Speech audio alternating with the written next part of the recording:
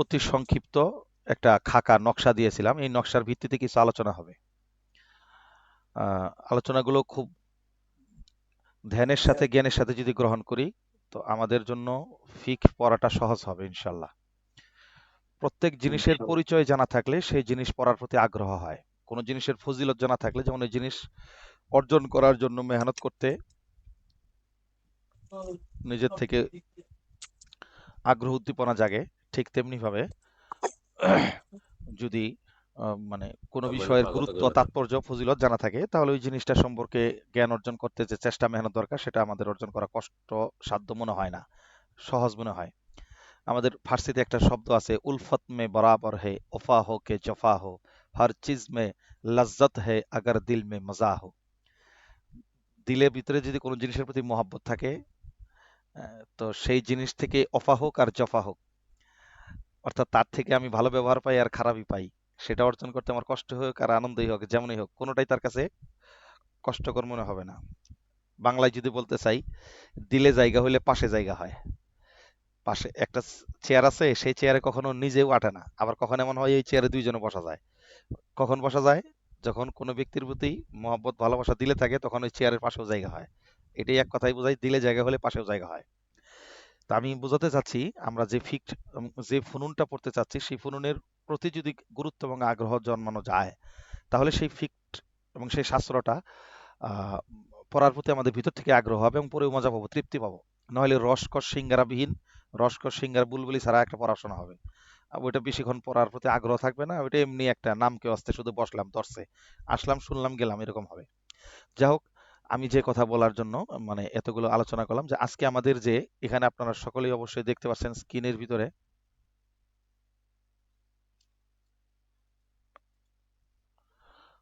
একটু বড় করার চেষ্টা করি। জি, দেখেন, আমরা যে উসুলুল ফিক কিতাবটি পড়ব বা উসুলুল ইফতা বা আদাবহু কিতাবটি পড়ব এবং কাওয়াইদুল ফিক কিতাবটি পড়ব প্রথম ফাতরাতে, এ দুটো পড়ার আগে কেন আমাদের এই আলোচনাটা অত্যন্ত গুরুত্বপূর্ণ, যে আমরা আসলে যে কিতাবটি সামনে রেখেছি সেই কিতাবটা মূলত ফিক শাস্ত্র চর্চার জন্য সর্বশেষ কিতাব। কিন্তু এর আগে আমাদের আরো বেশ কিছু বিষয় জেনে আসা উচিত ছিল। কতটুকু জেনেছি, কতটুকু চর্চা হয়েছে, সেই অভাবটুকু সম্পর্কে আমরা এখানে আলোচনা করব। কারণ কোনো জিনিসের অভাব যদি জানা থাকে তা নিজের ভিতরে একটা দন্যতা কাজ করবে এবং ওই স্পৃহার আগ্রহ থাকবে ভিতরে, যে আমার তো অনেক কমতি আছে, আরো আগাইতে হবে। অথবা যদি কারো আলোচনা আগেই এগুলো জানা থাকে তাহলে তার জন্য এটা ফাজাক্কির ফা ইন্না যিকরা তানফাউল মুমিনিনের পর্যায়ে পড়বে। আহ, যে আগেই জানা ছিল এখন। এছাড়াও গতকাল একটি কথা বলেছিলাম যে নতুন কোন শাস্ত্র সম্পর্কে যদি নতুন বৎসরে পড়তে যাই তাহলে ওই শাস্ত্রের যে কিতাবটি আমি গত বছর পড়েছি বা ইতিপূর্বে পড়েছি সেই কিতাবগুলো সম্পর্কে একটা মানে পুনরাবৃত্তি, রিপিট, আগাইনের আগাইন, পুনরাবৃত্তি করে নেওয়া, নিজেদের মধ্যে আপোষে একটা আলোচনা করে নেওয়া, তাহলে নতুন শাস্ত্রটা পড়া আমাদের জন্য সহজ হয়ে যাবে। আজকে যেহেতু বিভিন্ন অঞ্চলে বিদ্যুৎ নাই, বৃষ্টি হচ্ছে, আমার মনে হয় অনেকেই হয়তো জয়েন হতে পারবেন, অনেকে পারবেন না, অনেকে একটু দেরিতেও আসবে। আহ, এই জন্য অবশ্যই ক্লাসটা গুরুত্বপূর্ণ ছিল, রেকর্ডিং দেওয়ার চেষ্টা করবো ইনশাল্লাহ। তো চলুন আমরা সেই আলোচনায় ফিরে যাই। এখানে দেখেন, আমি অধ্যায়টি লেখা আছে আল আবওয়াবুল আসাসিয়া লি উসুলিল ফিক। উসুলুল ফিক এর জন্য ভিত্তি হিসেবে কিছু অধ্যায়, মৌলিক ফাউন্ডামেন্টাল কিছু বাব, কিছু অধ্যায়। এই যে মৌলিক কিছু অধ্যায়, কার অধ্যায়? উসুলুল ফিকের। তো আমাদের একটা জিনিস বোঝা উচিত যে উসুলুল ফিক এর অনেক অনেক পরের বিষয় হলো উসুলুল ইফতা এবং আদাবহু। সেটা কিভাবে বুঝবো? দেখেন, উসুলুল ফিকের মোট 4টি মৌলিক অধ্যায়। তার মধ্যে একটা হলো আল আদিল্লাতুশ শারঈয়া, দ্বিতীয়টা হলো তুরুকুল ইস্তিমবাত, তৃতীয়টা হলো আল আহকামুশ শারঈয়া, চতুর্থ অধ্যায়টার নাম হলো আল ইজতিহাদ ওয়াত তাকলিদ ওয়াল ফাতওয়া। আমার কথা কি আপনারা শুনতে পাচ্ছেন? জি। ওস্তাদ, জি জি হুজুর, শুনতে শোনা পাচ্ছি। যাচ্ছে।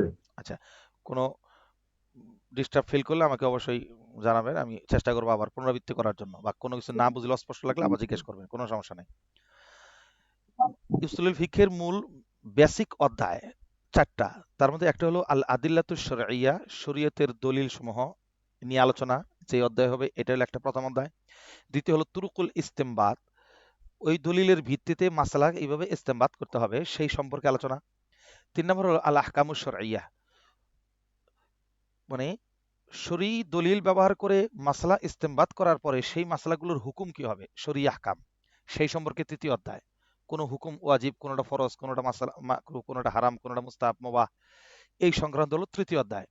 আর চতুর্থ অধ্যায় যেটা আল ইজতিহাদ ওয়াত তাকলিদ ওয়াল ফতোয়া, আমরা যে আলোচনাটা করতে চাচ্ছি সেটা হলো উসুলুল ইফতা এবং আদাবহু, যেটা হলো এই উসুলুল ফিক তথা ফিক শাস্ত্রের সর্বশেষ পয়েন্ট অধ্যায়।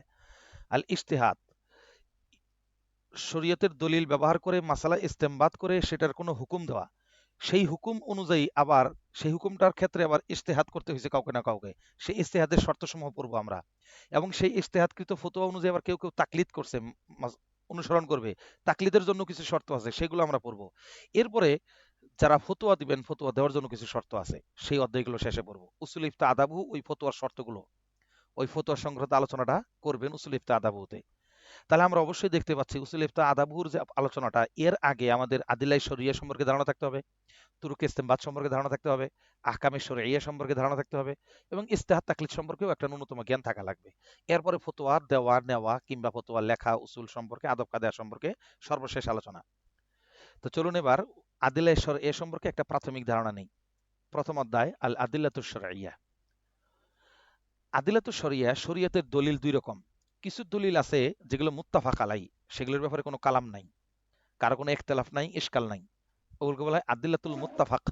আল আদিল্লাতুল মুত্তাফাকাতু আলাইহা, লেখাটার ভিতরে কিছু ভুল হয়েছে, বানানগত ত্রুটি আছে, এগুলো আসতেই পারে, মোবাইলের সময় লিখতে সময় অনেক সময় উঠছে, অনেকগুলো উঠে নাই। যাই হোক, আল আদিল্লাতুল মুত্তাফাকাতু আলাইহা, ঠিক আছে, হ্যাঁ মুত্তাফাকু আলাইহা এটাই সহি আছে, সমস্যা নেই। আল আদিল্লাতুল মুত্তাফাকু আলাইহা, হাজমিন মারজুল আদিল্লার দিকে, ঠিক আছে, মুত্তাফাকু আলাইহা মানে মুত্তাফাকুল ফুকাহা। যা হোক, কি বললাম যে প্রথম যেটা মানে আল আদিলাতুশ শরঈয়া, যে শরীয়তের দলিলটা হলো প্রথম অধ্যায়, শরীয়তের দলিল সম্পর্কে চেনা। তো সেই দলিলগুলো আবার দুই রকম, একটা হলো মুত্তাফাক আলাই দলিল, আর কিছু দলিল আছে মুখতালাফ ফিহা, আদিলাতুল মুখতালাফু ফিহা, মানে মুখতালাফ ফি দলিল, অর্থাৎ যে দলিলের মধ্যে কি আছে, ইখতিলাফ আছে।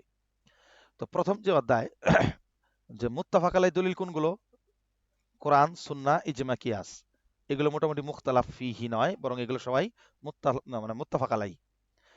এগুলো যে শরীয়তের দলিল, এগুলোর ভিত্তিতে মাসালা ইস্তেমাত করা যাবে, এই ব্যাপারে কারো কোনো দ্বিমত নাই, ফোকায়ে কেরামের মধ্যে কোনো দ্বিমত নাই। যারা মাযহাব মানেই না, ফিক শাস্ত্রই মানতে চায় না, তাদের হিসাব তো আমাদের এখানে সাবজেক্টের বাইরে, তাদের সাথে তো আমাদের বহস হবে অন্য বিষয় নিয়ে।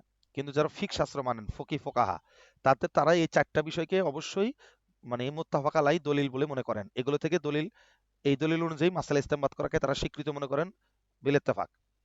এবার আসেন আল আদিল্লাতুল মুখতালাফ ফিহা, যেই সমস্ত দলিলগুলো নিয়ে ইখতিলাফ আছে, কেউ সেগুলোকে দলিল হিসেবে মানে, কেউ সেগুলোকে দলিল হিসেবে মানে না। আবার কোন কোন ইমাম কোন কোন জায়গায় এগুলোকে দলিল হিসেবে মানে, কোন কোন ক্ষেত্রে আবার দলিল হিসেবে মানে না। তার মানে এগুলো কোনোটাই বিল ইত্তেফাক নয়, তবে এগুলো শরীয়তের দলিল, এগুলোর ভিত্তিতে শরীয়তের অনেক মাসালা ইস্তেমাত হয়। এগুলো এই সম্পর্ক মুখতালাফ আদিলাই মুখতালাফ ফিহা, যেগুলো আল আদিল্লাতুল মুখতালাফ ফিহা, সেগুলো কতগুলো, আমি এখানে মোটামুটি ৭-৮টার মতো লিখছি। এগুলো মূলত ১৩-১৪টা আছে, আরো আছে। এখন কি কি আছে দেখেন, আল ইস্তেহসান। ইস্তেহসান সূক্ষ্ম কিয়াস, আমরা জানি কিয়াসের খেলা এটা, কিয়াস যেটা বাহ্যিকভাবে বোঝা যায়, আর সূক্ষ্ম কিয়াসটা বাহ্যিকের বিপরীতে যায় অনেক গভীর ফিকির করে বের করতে হয়, এটা বলে সূক্ষ্ম কিয়াস, এটাকে বলে ইস্তেহসান।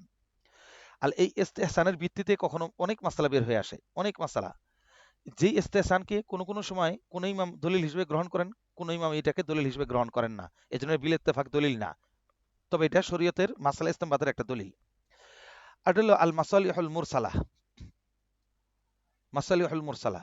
আর এটা হলো তাআমুল, মানে তাআমুলুন নাস।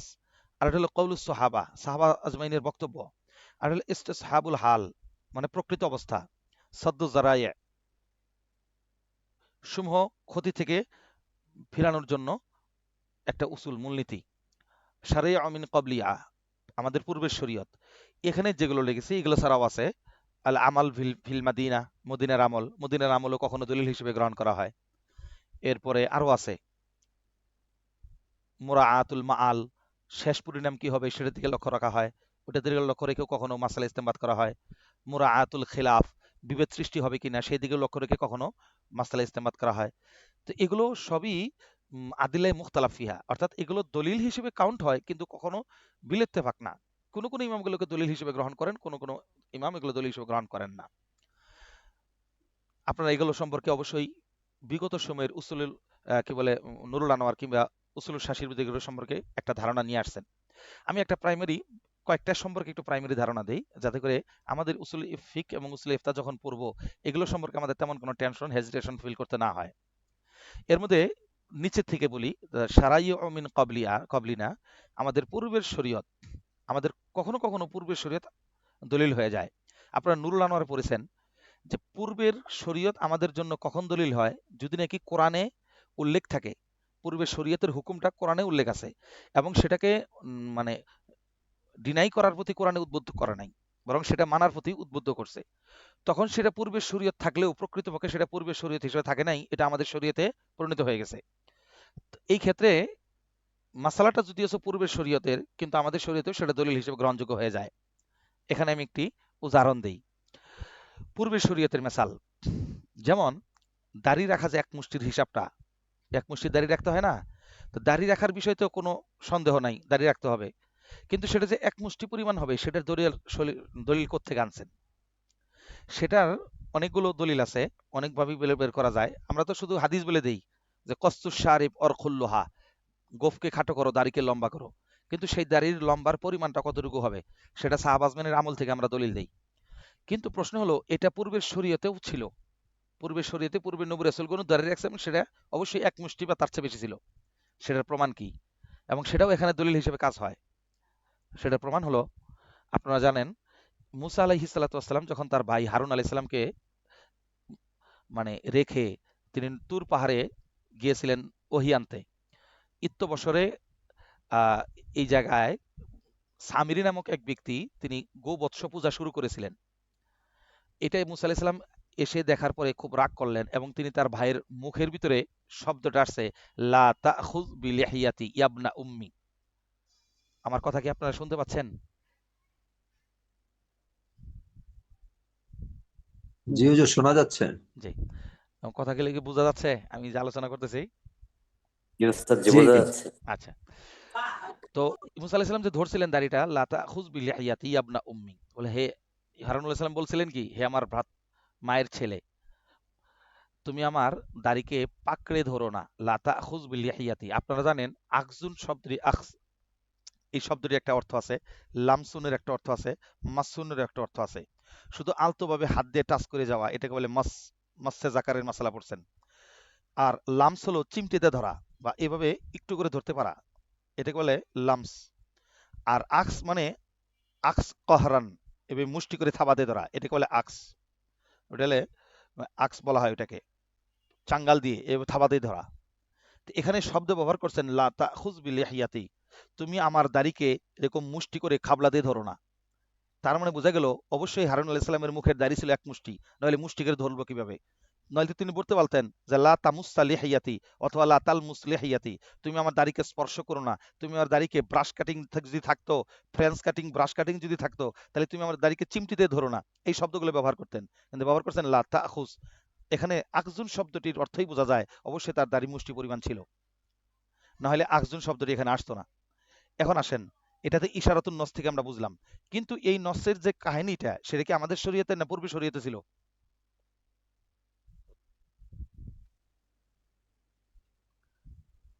আমার কথাটা কি বুঝতে পারছেন? জি, পূর্বে শরীয়তে ছিল। জি ওস্তাদ। পূর্বের শরীয়তে, হ্যাঁ, পূর্বের শরীয়তে ছিল। তার মানে পূর্বের শরীয়তের এই হুকুমটা কোরআনে আল্লাহ তাআলা উল্লেখ করে দিয়েছেন, যতদূর পূর্বের শরীয়তটাও এখন দলিল হয়ে গেছে। তার মানে পূর্বের শরীয়তের বর্ণিত মাসালাও কখন আমাদের জন্য দলিল হয়, শর্ত এক নাম্বার, যদি সেটা আমাদের কোরআনে উল্লেখ থাকে। তবে শর্ত আবার আরেকটা, কেউ কেউ এটাকে উসুল হিসেবে দলিল হিসেবে গ্রহণ করেছেন, কেউ এসব দলিল হিসেবে গ্রহণ করেন নাই। এবার আসেন সদ্দু জারায়ে, জারায়ে জরিয়াতুনের জমা,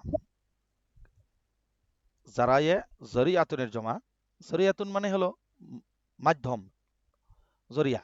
সাদ্দুন মানে বন্ধ করে দেওয়া, মানে কোন জিনিসের রাস্তাকে রোধ করে দেওয়া, মানে কিসের রাস্তা কি রোধ করবে কি বন্ধ করবে এটা বুঝেন। এগুলো সম্পর্কে খুব বেশি উসুলে নুরুল আনোয়ার এবং উসুলের শাসির মধ্যে খুব বেশি পড়া হয়েছে আমার ধারণা নাই সদ্য জারায় সম্পর্কে। এই জন্য আমি যে একটা মাসালা উদাহরণ দিয়ে একটু সামনে আগে যাচ্ছি, এরপর আমরা মৌলিক জায়গায় ইনশাল্লাহ বুঝবো।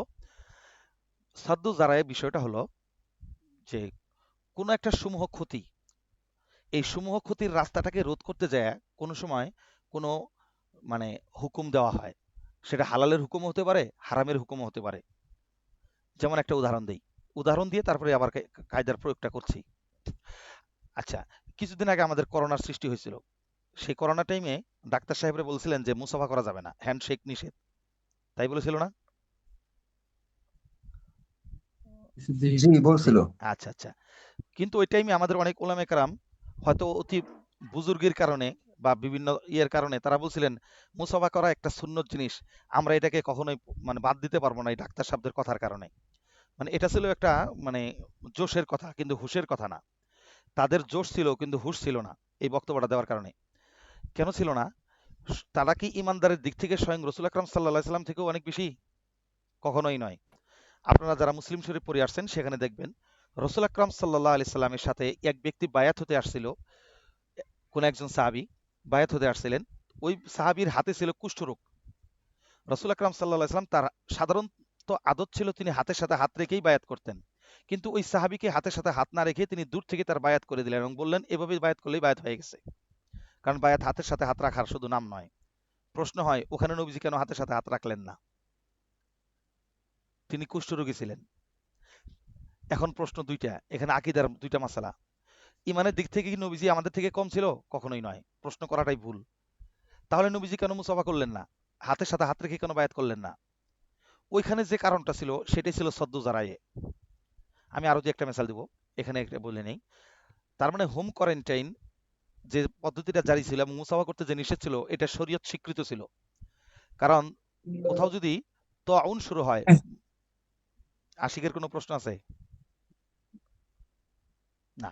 আচ্ছা, কোথাও যদি তাউন মহামারী শুরু হয়, আপনারা জানেন রসুল আকরাম সাল্লাহ সাল্লামের নির্দেশ হলো হোম কোয়ারেন্টাইন। যেখানে মহামারী শুরু হয়েছে সেই এলাকা থেকেও কেউ বাইরে যাবে না, বাইরের এলাকা থেকেও সেখানে কেউ ঢুকবে না। তো তো এটাই তো হোম কোয়ারেন্টাইন। নিজস্ব এলাকায় নিজস্ব অবস্থানের ভিতরে গণ্ডির ভিতরে সে থাকবে, বাইরে যাবে না। তো এগুলো মূলত শরীয়ত সিদ্ধই ছিল। এবার আসেন ওই মুসাফার বিষয়টা বলি। রসুল আকরাম সাল্লাহ ইসলামের স্পষ্ট আকীদায় অবশ্যই এটা ছিলই যে কি কোনো রোগ সৃষ্টি করতে পারে না, এবং কুলক্ষণে বলতে কোনো কথা নাই, অশুভ বলতে কোনো কথা নাই, এবং সংক্রামক ব্যাধি বলতে কোনো কথা নাই। লা আদওয়া ওয়ালা তিয়ারাতা ফিল ইসলাম, নবীজি নিজেই বলছেন ইসলামে কোনো কুলক্ষণে, অলক্ষণে এবং অমঙ্গলে অথবা সংক্রামক ব্যাধি বলে কোনো কথা ইসলামে নেই। তাহলে সংক্রামক ব্যাধি যদি ইসলামে নাই থাকে তাহলে নবীজি কেন এখানে মুসাফা করলেন না? তাহলে ওখানে হাদিস বলছেন একটা, মুসাফা করলেন না, আমল দেখা গেল আরেকটা। এটার মূলত কারণ ছিল এই উসুলটা যদি জানা থাকে আপনার অসংখ্য মাসালাতে ফতোয়া দেওয়া, অসংখ্য মাসালার বোঝা অনেক সহজ হয়ে যাবে। এই উসুলটা সদ্য যারা উসুলটা যদি জানা থাকে, ওখানে মূল কারণটা ছিল কি? যদি রসুল আকরাম সাল্লাহ আলি সাল্লাম মুসাফা করতেন, আল্লাহ না করুক যদি কোনো এক কারণে তার হাতে কি হয়ে যেত, কুষ্ঠরোগ এসে যেত, তাহলে লোকজন বলা বলি করতেন ওই লোকের সাথে মুসাফা করার কারণেই নবীজির হাতে কুষ্ঠরোগ হয়েছে, আর এই কথা বলার কারণে এই লোকটার ঈমান চলে যেত। তো এখানে মুসাফা না করার কারণে গুনাহ হয় নাই, আর বরঞ্চ মুসাফা করলে যদি সম্ভাবনা থাকতো কোনো ধরনের রোগ হওয়ার, সেটা তো আল্লাহ এমনিই দিতেন তাকে। আর ওই রোগটা মুসাফা না করলেও হইতো, মুসাফা করলেও হইতো। তো মুসাফা না করলেও যে রোগ হয় সেটা যদি মুসাফা করার কারণে হয়, তাহলে সবাই ওই মুসাফাকেই দায়ী করতো যে এটা মুসাফা করার কারণে কি হয়েছে, রোগটার সৃষ্টি হয়েছে। তখন কি হইতো যে রোগের সৃষ্টি করে যেটা ইমানের খেলাফ কথা, এই কথার ধারণা বা বিশ্বাস রাখার কারণে আরেকজনের ইমান চলে যাওয়ার সম্ভাবনা আছে। রসুল আকরাম সাল্লাহ সাল্লাম অন্যের ইমান যেন হরণ না হয় ওই রাস্তাটাকে বন্ধ করার জন্য তিনি একটা বৈধ কাজকে পরিত্যাগ করলেন। এটি হলো সদ্দু জারায়ে, যে একটা ক্ষতির রাস্তা রোধ করে দিলাম, সমূহ সম্ভাবনা ছিল ক্ষতির, সেটা রাস্তাকে বন্ধ করে দিলাম। যদি এখানে নবীজি মুসাফা করতেন তো ওই ক্ষতির সম্ভাবনা ছিল, ইমান হরণ হওয়ার সম্ভাবনা ছিল কারো কারো। এখানে একটা বাস্তব মেসাল দেই। আমার এই মেসালটা কি বুঝছেন, উপমাটা বুঝছেন? জি বুঝতে পেরেছি। জি জি আর একটা চাক্ষুষ মেসাল দেই। জাস্টিস মাওলানা তাকি উসমানী সাহেব দামাত বারকাতুম, উনি আমার জীবনে সর্বপ্রথম মাদ্রাসায় ভর্তি হওয়ার পরে সর্বপ্রথম জীবনে একটা বই পুরস্কার পেয়েছিলাম ইংরেজি বক্তব্য দিয়ে। বইটার নাম ছিল খানে কা আদাব, তাকি উসমানী সাহেবের লেখা। আসলে ভাবছিলেন তকি উসমানী সাহেব লেখছেন, পরে দেখি ওটা ডাক্তার আব্দুল হাই আরেফি লেখছেন, অর্থাৎ তকি উসমানী সাহেবের পীর সাহেব যিনি তিনি লেখছেন। তো বিষয়টা পড়তে পড়তে একটা মাসালা পড়ছিলাম যেটার সমাধান আমার 10 বছরে হয় নাই, ফিক পড়ার পরে সমাধানটা হয়েছে। সেখানে তিনি লিখছিলেন ওই কিতাবের ভিতরে যে কোনো জায়গায় যদি কেউ হোটেলে যায়, তো হোটেলের পরিবেশ কি চেয়ার টেবিলে খেতে হয়, কিন্তু পক্ষান্তরে আমরা জানি জি সাধারণ সুন্নত হলো নিচে ফ্লোরে বসে খানা খাওয়া, দস্তরখান বিছিয়ে খানা খাওয়া।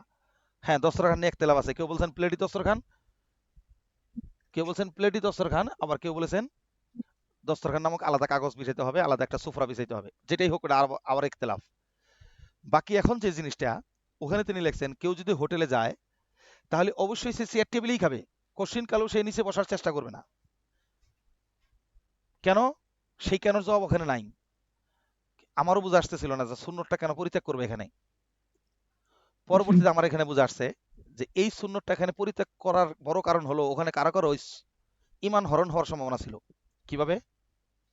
যদি ওই জায়গায় কোনো একজন ব্যক্তি সুন্নতের ইহতেমাম করতে গিয়ে ফ্লোরেই বসে, দস্তরখান বিছায়, তাহলে কিছু কিছু লোক আছেন যারা দুর্বল চিত্তের, দুর্বল ইমানের, তারা নবীজির এই সুন্নতটাকে কটাক্ষের দৃষ্টিতে দেখবে।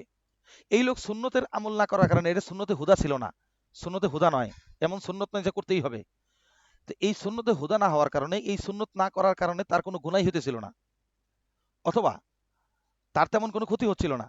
পক্ষান্তরে এই সুন্নত পালন করার কারণে কোনো দুর্বল ইমানদার এই সুন্নতকে যদি কটাক্ষ করত, তাহলে তার ইমান নষ্ট হয়ে যাওয়ার সম্ভাবনা ছিল।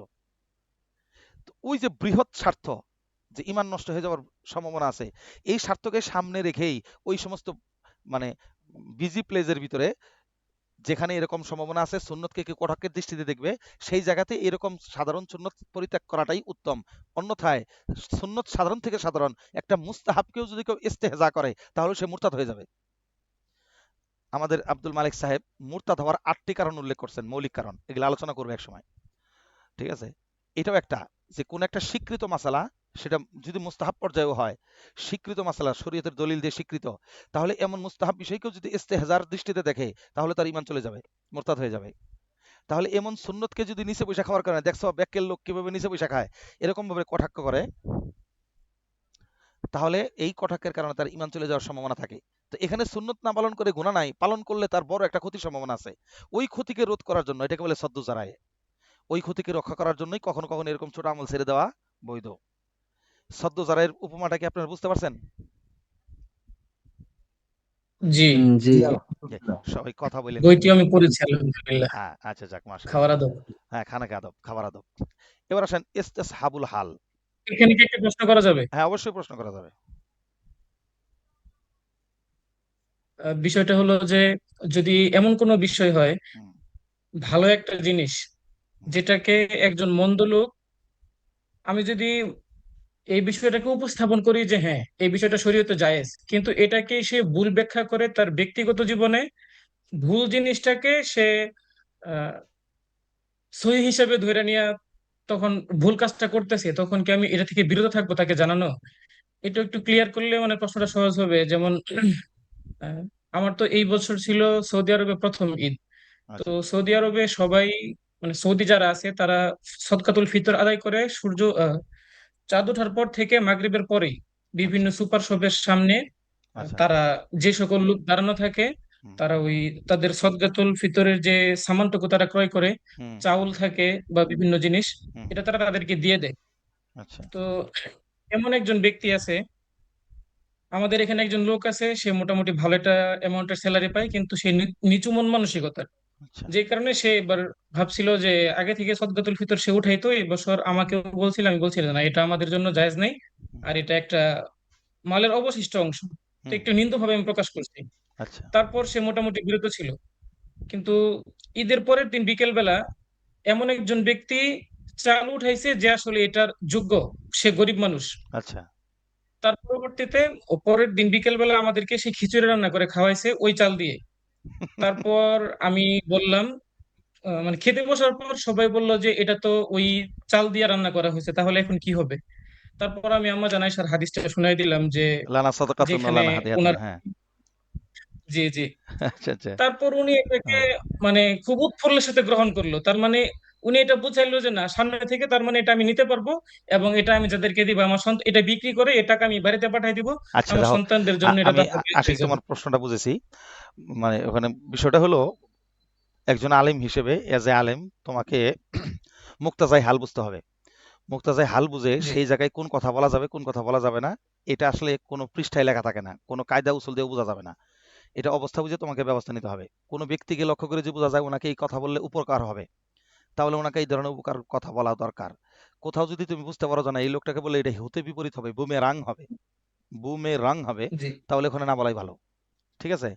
বাকি কোনো কোনো জি সময় হককে হক হিসেবে এজাহার করা, সেটা আবার এক মাসলা। আর আমরা যেটা বলতেছি সদ্য জারায়ে, সেটা হলো মানে ইমানের খতরার মাসালা হলো আরেকটা জিনিস। ঠিক আছে? মানে বড় ভয়ঙ্কর জি বিষয়। ওই ক্ষেত্রে ছোট ছোট বিষয়কে উপেক্ষা করা যায় এই উসুলের ভিত্তিতে। যাক, মাঝখানে আমরা একটা সালাত হিসেবে একটা ঘটনাও শুনতে পেলাম না, সুদূর মক্কানগরীর কিচ্ছা শুনলাম। যাক, ভালোই লাগলো। চলেন, ইস্তেসাহাবুল হাল। আচ্ছা, আপনাদের কি মানে খুব বিরক্ত লাগতেছে কিনা? মানে আমি জি না জি না ওস্তাদ, জি হুজুর, ভালো। আচ্ছা আলহামদুলিল্লাহ। আচ্ছা, আলহামদুলিল্লাহ। যাক মাশাল্লাহ। সমূহ মানে আজকে সম্ভবত বৃষ্টির কারণে অনেকে উপস্থিত হতে পারছে না, কারণ কালকে তো প্রায় 14-15 জন ছিল, আজকে হঠাৎ করে 9-10 জন। অবশ্য বৃষ্টির কারণেই মনে হয় মানে সম্ভাবনাটা এটাই যে অনেকের হাতে বিদ্যুৎ নেই বা নেট টেট কানেকশন হারিয়ে গেছে, এরকম হতে পারে। তো ইস্তেসহাবুল হাল, প্রকৃত অবস্থা, এটাও একটা শরীয়তের দলিল। তবে কেউ এটাকে দলিল হিসেবে গ্রহণ করেছেন, কেউ গ্রহণ করে নাই। তা আমরা দেখতে পাই আমাদের মাযহাবের বা আমাদের ফিকহের ক্ষেত্রে অনেক মাসালাই আছে ইস্তেসাবুল হালের মাধ্যমে বের হয়েছে। ইস্তেসাবুল হাল মানে কি? প্রকৃত অবস্থা, আসল অবস্থা। যেমন আমরা জানি যে আসলুল আশিয়া আত তহারাত, প্রত্যেক জিনিসের প্রথম হালত হলো সে পবিত্র, মানে পজিটিভ হালত, এটি তার প্রকৃত হালত। নেগেটিভ হওয়ার জন্য দলিল লাগবে, নেগেটিভ হওয়ার জন্য দলিল লাগবে, অপবিত্র হওয়ার জন্য ওই জিনিসের পক্ষে একটা দলিল লাগবে। তো এই যে প্রত্যেক জিনিসের যে প্রথম বিষয় বললাম যে প্রত্যেক জিনিসের প্রথম হালতই হলো পবিত্রতার হালত, তো এটা কিসের ভিত্তিতে বললাম? তো এটা হলো মূলত ইস্তেসাবুল হাল। কারণ প্রত্যেক জিনিসকে পবিত্র হিসেবে ধরে নেওয়া হয়, হাবদক হিসেবে ধরে নেওয়া হয়। বুঝছেন? কুল্লু মাউলুদিন ইউলাদু আলাল ফিতরতি, প্রত্যেক সন্তান ভূমিষ্ঠ হইতে কাফের হিসেবে ভূমিষ্ঠ হয় নাই, ও মুসলিম ঘরের সন্তানের মতোই সে ভূমিষ্ঠ হয়েছে। সুম্মা আবওয়াহু ইহাউদানিহি আও ইনাসসিরানিহি, এরপরে তার হালত চেঞ্জ হয়েছে তার পিতামাতার কারণে, তার প্রতিবেশীর অভিভাবকের কারণে। তার মানে প্রথম হালত তার ইসলামের হালতই ছিল। তার মানে পৃথিবীর সকল বিষয়ের প্রথম হুকুম হালাল, প্রথম হুকুম তহারত, এর উপরেই থাকবে। তবে তার হারাম হওয়ার জন্য, নাপাক হওয়ার জন্য আলাদা দলিল লাগবে। যতক্ষণ এই আলাদা দলিল প্রতিষ্ঠিত না হবে ততক্ষণ তার উপরে হারামের ফতোয়া দেওয়া যাবে না। এই যে হারামের ফতোয়া দেওয়া যাচ্ছে না, হালালের উপরেই তাকে মনে করতেছি, হালাল জ্ঞান করতেছি, পবিত্র জ্ঞান করতেছি কেন? ওই ইস্তেসাবুল হাল, প্রত্যেক জিনিসের প্রকৃত অবস্থা এবং আসল অবস্থার দিকে বিবেচনা করে। আর প্রকৃত অবস্থা কি? প্রত্যেক আসলুল আশিয়া তহারাত, আসলুল আশিয়াল মুবাহ, প্রত্যেক জিনিসই প্রকৃত অবস্থা হলে তার বৈধ হওয়া, অবৈধ হওয়ার জন্য আলাদা শরীয়তে দলিল প্রয়োজন। এরপর আসেন কৌলুস সাহাবা, সাহাবাজমিনের কৌল, বক্তব্য, এটাও একটা শরীয়তের দলিল। আর তামুল, এটা তো বক্তব্য শরীয়তের দলিল, এই ব্যাপারে তো আমরা কমবেশ সবাই জানি। অনেক ক্ষেত্রে আমরা সাহাবাজমিনের বক্তব্য দিয়েও, তাদের আসার দিয়ে, যেগুলোকে আমরা হাদিসের পর্যায়ে মনে করি কৌলে সাহাবা, সেগুলো আমরা দলিল হিসেবে অনেক জায়গায় অনেক মাসালা বের করে থাকি। কিন্তু সমস্যাটা হলো কোন জায়গায় জানেন? সমস্যাটা হলো আপনারা যারা মোটামুটি ধরো হাদিস পড়ছেন মোটামুটি ভালো মাদ্রাসায়, তারা কমপক্ষে জানার কথা মানে ওরিয়েন্টালিস্ট, পাশ্চাত্যবিদ আমাদের মুসলিমদের বড় একটা শত্রু দল। ওরিয়েন্টালিস্ট, এদেরকে বলে পাশ্চাত্যবিদ। জি এদের 3টা দল আছে। এদের কেউ কেউ আছে মুতাআসসিরিন বিল ইসলাম, অর্থাৎ ইসলাম দ্বারা তারা প্রভাবিত হয় ইসলাম গবেষণা করতে এসে। আবার এদের একটা দল আছে ইসলাম গবেষণা করতে এসে তারা ইসলামের ছিদ্রান্বেষণ করে, খুঁতগুলো শুধু বের করে, কিন্তু সেগুলো তারা কোথাও প্রচার করে না। এটাই মানে মুস্তাশরিকিনদের দ্বিতীয় দল। তৃতীয় দল হলো যারা ইসলামকে ছিদ্রান্বেষণ করার উদ্দেশ্যেই আসে, ছিদ্রান্বেষণ করে, ভুল বের করে, তাদের দৃষ্টিতে ভুল, এবং সেগুলোকে সারা পাবলিকলি সে প্লেস করে, পাবলিকলি সেগুলো তারা প্রচার করে, প্রকাশ করে। এদের একটা দল যাদের বক্তব্য হলো সাহাবাজমিনদের মধ্যে সবচেয়ে বেশি হাদিস প্রকাশ করেছেন আবু হুরায়রা রাদিয়াল্লাহু আনহু, এবং তার নিজস্ব বেশ কিছু জায়গায় তার নিজস্ব কৌল আছে। মহিলাদের মধ্যে সবচেয়ে বেশি হাদিস প্রকাশ করেছেন আম্মা জান আয়েশা রাদিয়াল্লাহু তাআলা আনহা। তো ওনাদের বক্তব্য হলো যে কোনো না কোনোভাবে যদি আবু হুরায়রা রাদিয়াল্লাহু আনহুকে কোনো না কোনোভাবে যদি একটু কালারিং করে দেওয়া যায়, কিংবা আম্মা জান আয়েশা রাদিয়াল্লাহু আনহাকে যদি একটু কালারিং করে দেওয়া যায়, তাহলে এই দুজনের থেকে যে পরিমাণ হাদিস প্রকাশ হয়েছে এই হাদিসগুলোকে নট আউট করে দেওয়া যাবে। আর হাদিস, এত পরিমাণ হাদিস নট আউট করলে এদের ফিক শেষ হয়ে যাবে, এদের মাসলা এগুলো কিছু থাকবে না, তাহলে ইসলামটা ধীরে ধীরে খেয়ে ফেলা যাবে। এই বিশাল একটা চিন্তা মাথায় নিয়ে তারা মাঠে নামছে। জাস্টিস মাওলানা তকি ইসমানী সাহেব একবার তাকে হার্ভার্ড বিশ্ববিদ্যালয় থেকে ওনাকে ইনভাইট করা হয়েছিল একজন মুসলিম স্কলার হিসেবে, আন্তর্জাতিক স্কলার হিসেবে তাকে ইনভাইট করা হয়েছিল। ওনাকে প্রায় বোধহয় ওখানে মানে হাজার হাজার লোক ছিল, স্টুডেন্ট ছিল, তাদের সামনে থেকে প্রশ্ন করা হয়। আধা ঘন্টার সময় তাকে প্রশ্ন করা হয়। জাস্টিস মাওলানা তকি ইসমানী সাহেব বলেন যে এই আধা ঘন্টার সময়ের প্রশ্নগুলো শুনে আমার হৃদয় দুমড়ে মুচড়ে যাচ্ছিল। কেন? বলে তারা ইসলাম সম্পর্কে কতটা গবেষণা করছে, যতটা গবেষণা আমরা সাধারণ আলেমরাও করি না। সাধারণ মানুষ, মুসলমান তো দূরের কথা। তাদের এক একটা প্রশ্ন এরকম জটিল ছিল, তাদের প্রশ্নগুলো ছিল এরকম ভয়ঙ্কর যে রজম তো শরীয়তের একটা অমানবিক হুকুম, জিনা করলে যে রজম মারতে হয়, ব্যভিচারের কারণে যে হদ লাগাইতে হয়, মহিলাদের যে অর্ধেক অধিকার দেওয়া হয়েছে, নারীর অধিকার নিয়ে তারা প্রশ্ন করে, গোলামবাদের হুকুম নিয়ে প্রশ্ন করে, কেসাসের হুকুম নিয়ে প্রশ্ন করলো। এগুলো রিসার্চ করে করে এবং মানবিক দিকগুলোকে তারা সামনে ফুটিয়ে তুলে ইসলামকে অমানবিক প্রমাণ করার চেষ্টা করলো। এবং তিনি বলছেন তাদের গবেষণালব্ধ কিতাব রিসার্চ আমি যতটুকু খোঁজ পাইছেন, তিনি তকি ইসমাইল সাহেব বলছেন এটা, তাতে করে শুধু নারী সংগঠিত বিষয় নিয়ে তারা 10,000 উপর বই লিখছেন। সেখানে আমাদের আলেমদের অবস্থান কোন জায়গায়? এগুলো কেন করছেন? এদের অধিকাংশ হলো মুস্তাশরিকিন, তারা ওরিয়েন্টালিস্ট। তারা এই রিসার্চ করে পাবলিকের সামনে ইসলামের খুঁতগুলো ধরে প্রকাশ করার চেষ্টা করেন।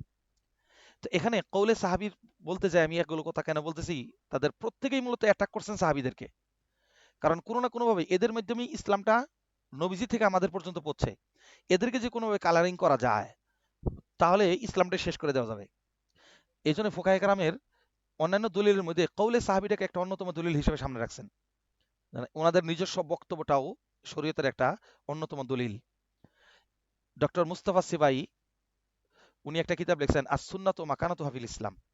ওই কিতাবের ভিতরে তিনি এই সমস্ত ওরিয়েন্টালিস্টদের এই সমস্ত বিষয়গুলো উল্লেখ করছেন। আপনার শেখ আব্দুল ফাত্তাহ বগুদা রহমতুল্লাহ রদ্দুল ইস্তেশরাক কিতাবটি শুনে থাকবেন। আবুল হাসান আলী নদভী রহমতুল্লাহ আল মাবহাসুল ইসলামী যে পত্রিকা ছিল, ওইটার একটা নুসখাই ছিল, মানে একটা মাসের সম্পূর্ণ লেখাটাই ছিল শুধু ইস্তেশরাক সম্পর্কে, ইস্তেশরাক সম্পর্কে। তো এই জন্য এই কওলে সাহাবিটার ব্যাপারে ডক্টর মুস্তাফা সাহেব ব্যাপক আকারে সুন্দর করে উত্থাপন করছেন। আবু হুরায়রার ব্যাপারে কি আপত্তি তারা উত্থাপন করছেন, আম্মা জানের ব্যাপারে কি লা ইলাহা ইল্লাল্লাহ মুহাম্মাদুর রাসূল। বিশাল একটা বিজলি আহ, বজ্রপাত হলো এখানে।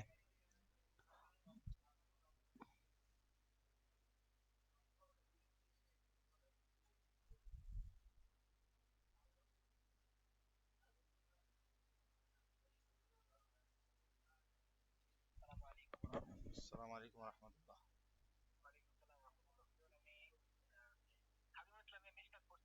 আচ্ছা, মুসাব কি অবস্থা? হ্যাঁ, চিনতে পারছি। এই তো আছি আলহামদুলিল্লাহ, আল্লাহ রাখছে ভালোই।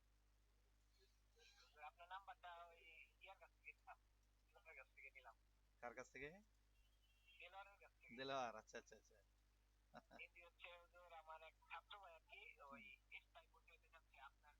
অনলাইন ইস্তাতে।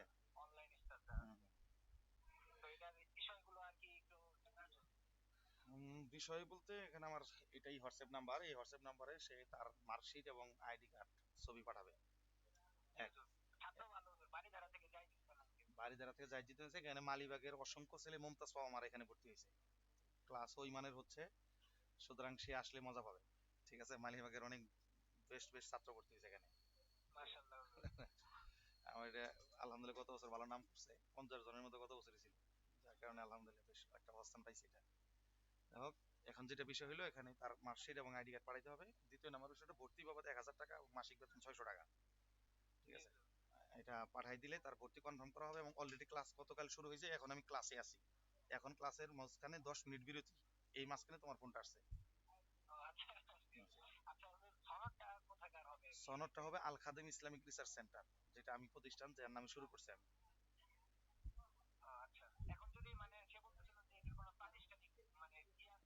প্রাতিষ্ঠানিক অবকাঠামো গঠন চলতেছে, তৈরি হইতেছে, অলরেডি 9টা 8টা পিলার হয়ে গেছে আলহামদুলিল্লাহ বাসান থেকে আমাদের নিজস্ব জায়গায়। ঠিক আছে, ওখানে প্রতিষ্ঠান উঠলে ওখানে এটার ব্যানার লাগানো হয়ে যাবে। বাদ বাকি এখন আপাতত এটার অস্থায়ী ঠিকানা আমি নিজেই এবং আমার রুম, এবং এই মাদ্রাসাতেই সেটার অনুষ্ঠান হয়। সমাপনী অনুষ্ঠান এই মাদ্রাসাতেই গত বছর করেছি, এবং আমাদের এখানকার সকল উস্তাদ ছিলেন এবং বাইরে থেকে মুরব্বী আনা হয়েছে, তাদের মাধ্যমে সনদ, ক্রেস্ট, পাগুড়ি সব দেওয়া হয়েছে। জি জি।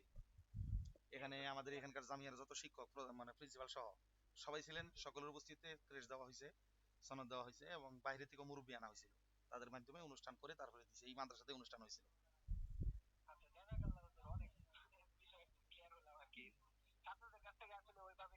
হ্যাঁ, এখানে যে বা যারাই হইতে চায় অতি দ্রুত হইতে বলো, কারণ এখন যে ক্লাসগুলো চলছে প্রারম্ভিক ক্লাস, এগুলো খুব গুরুত্বপূর্ণ। জি, ঠিক আছে। আসসালামু আলাইকুম।